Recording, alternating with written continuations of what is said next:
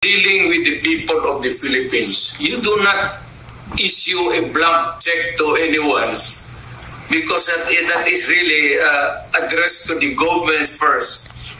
At ang mga taga-gobyerno ang maglagay ng what's the ano yung sabihin? Sila na ang maglagay, ang sekretary o ang direktor? Anong kalukuhan ng naisip ninyo niya? Obviously, Mr. President, meron akong abandonment of constitutional duty on the part of Congress. But kung sino sa tingin mo ang nag-fill up ng blanco? Kung yung VICAM pa rin ba who operates as the third chamber o merong fourth chamber na unknown? Well, let us assume na yung mga pubirma sila, but tama yung imagination mo. Yung VICAM has been called now the third chamber kasi binabago talaga nila binabago nila yung budget. Nung araw, inabutan ko pa yun sa that was 16th Congress na kung ano yung natapos na House Appropriations Act, GAB, at saka yung GAB na ginawa ng Senate, gagawa pa kami ng matrix. Yung House version kasi versus Senate version, then yung variance. Yun ang pag-usapan nyo kung ano yung reconciliation by matrix. Ngayon, binabago talaga nila lahat. So, that's why we call it third chamber. Yung possible imagination na may fourth chamber na nag-fill up. Well, kung meron man, those who sign are still responsible. It's still for simplification yan, if it changes the meaning, if it's just a grammar, putting a correct one or in ganon, okay ba yan? And or pero if you will change put there a sentence that could change its meaning far different from the original intent of Congress or the executive order, then it changes the meaning and you are not allowed to do that because you can go to jail. Mr. President, yung fina-flash show kanina sa screen ay yung nakuha lang ni Kong Sid na kopya. Para marami hong nakikinig sa inyo at sumusubaybay. Baka pwede ipakita rin ninyo sa kanila yung kopya kung ipinakita ninyo na pirmado ng mga miyembro ng Bicameral Conference Committee na blanco yung amount na inaprobahan at naging enrolled dito. Ito po. Yung mga blanco. Nagtermas doon. Ito yung mga blanco. Hindi mo na kalagpas sa ilo with blank. it has to be complete. That is not allowed. Bakit mo ilagay blanco dyan?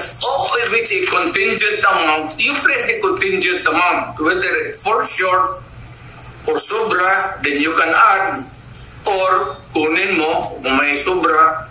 But you cannot speculate by placing a blank there for the amount of the appropriations or whatever it is. It's just not, it is not allowed by law. You cannot pass an incomplete appropriation or bill for that matter, whatever. It leaves an speculation. Ano pa yung tao ano bang ibig sabihin nito? Ano bang ilagay natin dito? Then, whoever is the end user of this papel would have the, ngayon, kung bright ka, sige, ilagay na natin dito, pasobra natin ng konti. Para yung, ganun talaga yan, o kulang. O sige, sobrahan ninyo, o kulangan ninyo. Then you leave the money intended for any public purpose to the speculation or to the guessing game of the people who are supposed to implement the law. Bawal yan. Bawal yan. And you can go to jail for that. Mind you.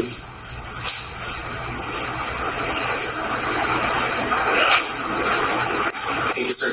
Congressman Sid, just to give our, especially the ordinary Filipinos, better understanding on this, itong bicameral report was already signed and ratified, has been incomplete, apparently, no?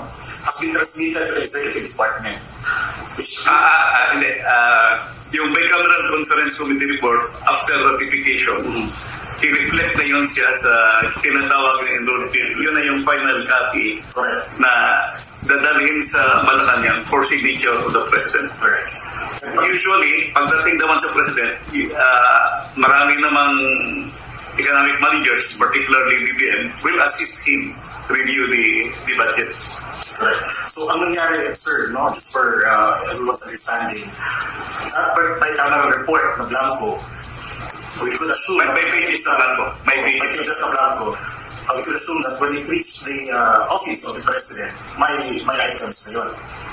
May amount. Meron na, may amount na. Yung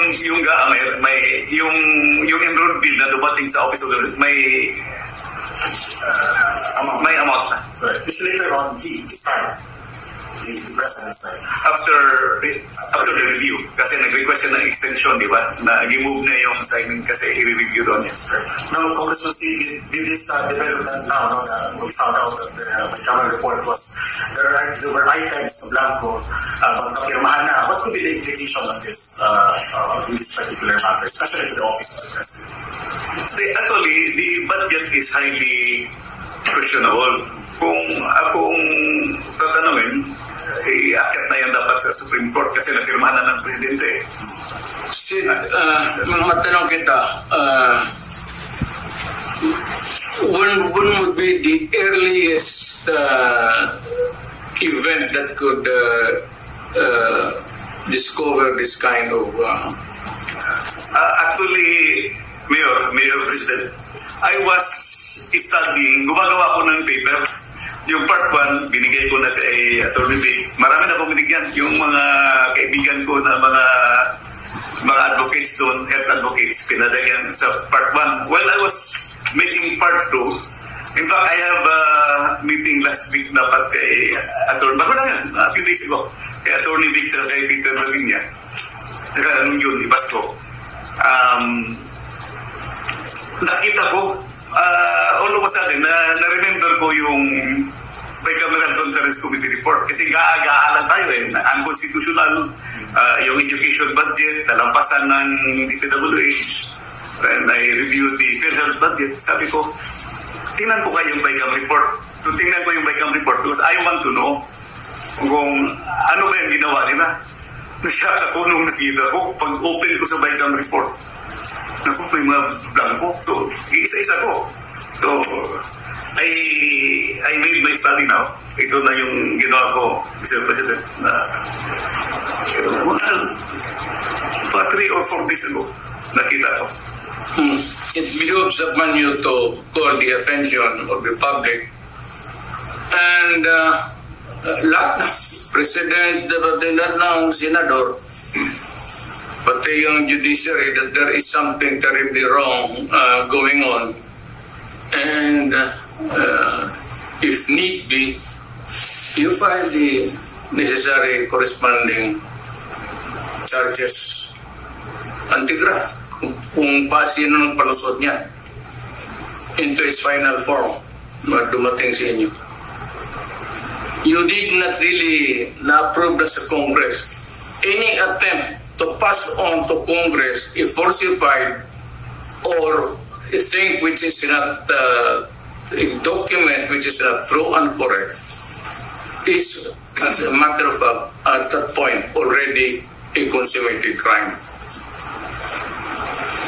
In fact, Mr. President, yung pinakita po ninyo kanina, itong signed committee report, it bolstered and strengthened the position po ng Makati Business Club na itong 2025 unconstitutional budget is not only unconstitutional but hijacked hinijack talaga. Dahil totally different from the NEP that was submitted by the Office of the President. Ang masaklap pa, hinijack yun na blanco pa yung committee report sa napakaraming items.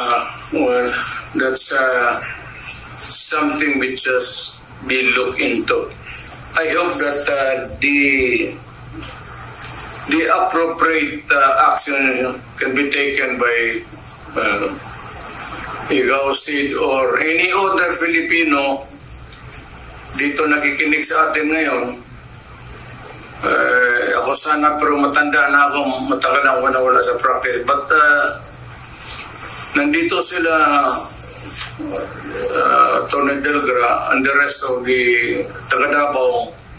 Meron naman marami kami ditong talagang totoong Pilipino nagmamahal sa bayan. So I'm sure that they would not allow these things to pass just like that. Mahirap yan.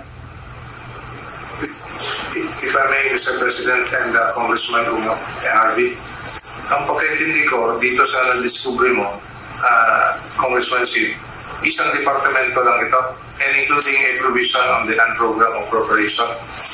Yes. Isang department. Mukhang hindi mo pa natapos kung baka mayroon pa mga blanco. Actually, may part 3 ako, pero highly technical pero it still affects the integrity of the budget.